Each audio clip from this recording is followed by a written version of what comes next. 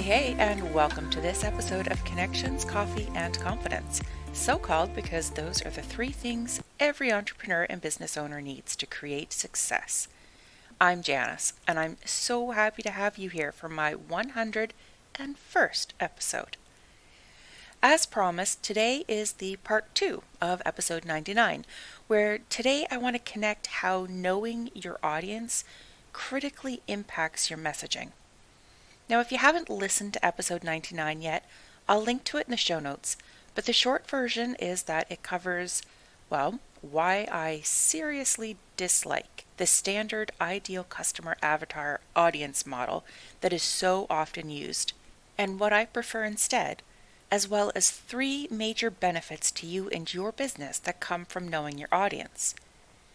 However, I saved one benefit for today, and that is how knowing who you are speaking to, who they are, helps you design your messaging in such a way that you get feedback like, wow, it was like you pulled those words out of my head, and have you been reading my emails? Messaging is a fundamental piece of all of your promotional and marketing work. Simply put, messaging is saying what you need to say in a way that the right people understand both what you're saying and what it means to them. When a lawyer steps foot in a courtroom or writes a brief, they have a very clear message designed to reach their desired outcome, delivered to and for a reasonably narrow and defined audience. They'll tell you, the client, exactly what you need to know, what's expected of you, how things work or the process, what the expected outcome is, how long it'll take, and how much everything's going to cost. In the way that lawyer expresses themselves, the way they treat you either on the phone or in person, how their social media and their website present them, like all of this tells you if you want to work with this person or not. It's all part of their brand. So you know the way you feel, and then you combine that with the practical information, and you make your decision about whether you want to work with them. Now, lawyers don't often think of themselves as a brand unless they own the firm and understand what's required to bring the clients in, but good lawyers do understand the need to communicate. And while a case or a file might get smelly, there's a standard set of procedures to follow to get to where they need to go for the resolution. And that clarity helps.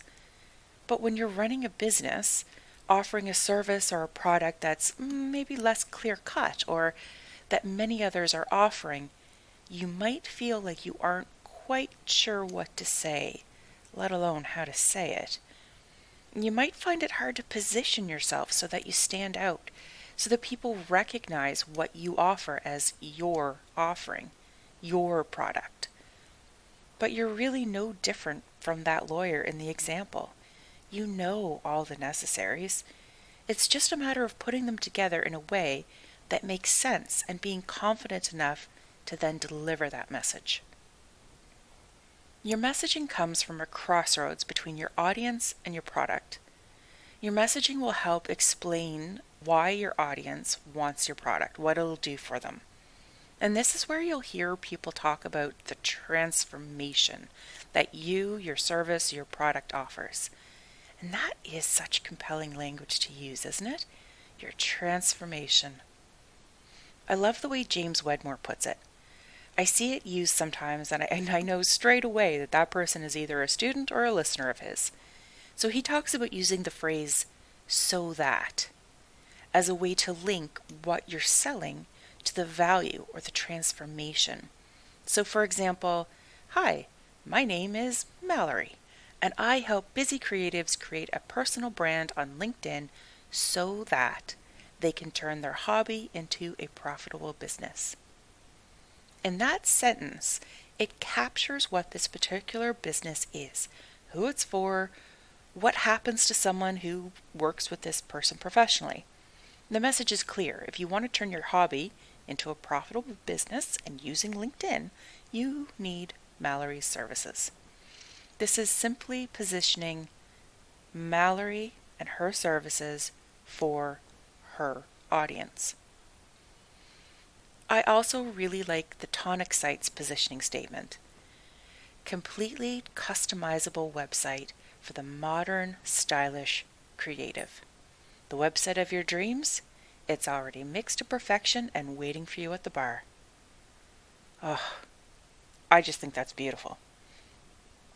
If you are someone who loves a cocktail created by a trained bartender and who shows up with their hair and their makeup photo ready, well, this statement might just prompt you to Google them. And you should, by the way. Their site is beautiful. It is a fantastic advertisement for themselves. And their writing, Jen's emails are hilarious but pointed. They do smart, stylish stuff. But the thing is, although the messaging or the statements that they make about themselves and their services or products are different in tone and delivery, both of these businesses are clear on who they're addressing. Mallory is talking to busy creatives at the beginning of their business journey. So she speaks to their busyness, their sense of creativity, and their desire to make some money. And the Tonic Site is speaking to people who have a very clear idea of their brand, who know what they want things to look like, which is fabulous, by the way. They want their site to look fabulous, but who don't have the tech skills to make it so. If these businesses didn't know who they were talking to, their main message or their positioning statement wouldn't be so clear. It wouldn't appeal to anybody because it would be speaking to nobody. Part of what makes that transformation so powerful is the ability for your audience member to actually identify with either the right now or the after you've used my product version of themselves. When they identify with the person your message is speaking to, you'll have their attention. I mean, you pay attention when someone's speaking to you, right? And you won't know how they identify what words to use unless you know your audience. You can also think about the language that is used, not just in defining the audience in terms of busy, creative, or modern, stylish, creative, but the language used to create a feeling. So Mallory keeps her words simple so that a possibly overwhelmed newbie isn't further overwhelmed, whereas the Tonic Site creates a stylish feel, not just by using the word stylish, but also by using the word modern and talking about the website as someone's dreams always being mixed. It paints a picture or it gives a feeling that you're being served something darn near bespoke, something swanky, that you are so good you deserve something amazing to represent your brand. And when you know your audience, you can create a feeling that means something to them. You know what they like to do, who they are when they're at work or having fun or with their kids or on a date, whatever it is that your product or service is meant for. And you can use words that represent that transformation and describe what appeals to them. You know the saying that people might forget your name, but they never forget how you made them feel? It's that feeling that you can create with your words, your language, that makes your messaging impactful. But only when you know them, when you know your audience, and you know their feeling. The specific words that you use in your messaging can also be taken directly from your clients or your ideal client audience. So when you know your audience, when you hear them talking or you read what they're writing, you can lift their phrases or their word choices and use it in your messaging. So when I hear a client say to me that, in coaching school, they tell you that you need to promote your clients, so go out and get them, but that my work helps fill in that gap between setting up shop and actually getting clients, well, that's the kind of authentic situation that I can then use in my own copy. And it resonates because it came from a client. It represents an experience lots of people will have had of being told to do something and then shoved out the door to do it without ever learning how. So when you paint the situation for your customer or your client's transformation, When you know your audience and you can accurately represent their experience, well, that situation is then meaningful. The messaging is meaningful because it actually is theirs. Again, when you speak to someone directly, they will listen. Especially when it's unexpected. Like, there's lots of poor messaging out there. It is hard to do for yourself, and most people won't get it right on the first go. But what I love is that messaging isn't written in stone. It can be tweaked and perfected as you learn more about your audience and about yourself. So when I talk about messaging and I say that it tells your audience what to know, think, feel, or do, you're using language to give those cues. Sometimes very subtly, and sometimes it's quite overt. But you don't know the better cues to use or the right words, the ones that will make people say, yep, that's the whatever, the Mallory for me, the lawyer for me, the essential oil for me, if you don't know who they are first. Sometimes this is fantastically easy because your audience is actually yourself not too long ago. Then it's just a matter of you digging deep into your emotional memory and pulling up the words that create the identity, the feeling, and the meaningful situation for your audience.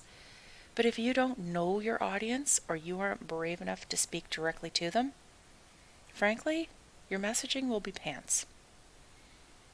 If you want help focusing on your messaging, I do have a messaging workbook available on my website, janicefogherty.com/don't waste your breath, because clearly I ignored the whole don't be cute with your naming strategy, but the workbook itself is good.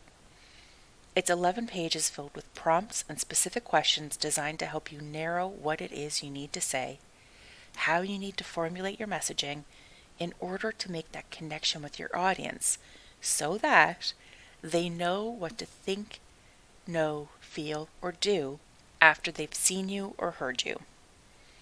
And once you're clear on your messaging, every other piece of your promotional work, the sales copy, the social media, the everything, it's going to be outlined for you. It makes life so much easier when you're not the most comfortable writer, or when you need some help just focusing your thoughts in your direction. So I'll link to it in my show notes. In episode 99, I did talk about some of the other reasons why it's so important for you to know your audience. But I left this for a separate episode because the impact that it has on your ability to create messaging that really helps you be you and to be known for being you is absolutely critical to your success. Thank you so much for listening today. I really appreciate it. If you've gotten some value or you know someone who would, a share is a super quick way to help someone else out. And don't forget to subscribe so that you never miss an episode. And until next week, my friend, I hope you have a fan-freaking-tastic rest of your day. Thanks so much for listening this week. I invite you to sign up for my email list or join me in the Connections Coffee and Confidence community on Facebook. Those are the people who get first dibs on any classes or products I create, and they benefit from the extras I can't get into in a podcast format. I also lovingly request that if you've enjoyed this podcast, you leave a review on Apple. When I see a new review, I get so excited I almost spill my cappuccino froth. Almost. And if you're a woman entrepreneur who's ready to get serious about using the power of communications to grow your business, send me an email at janice@janicefogherty.com. All my details are in the show notes. Thank you again for listening today, and I'll chat with you again next week.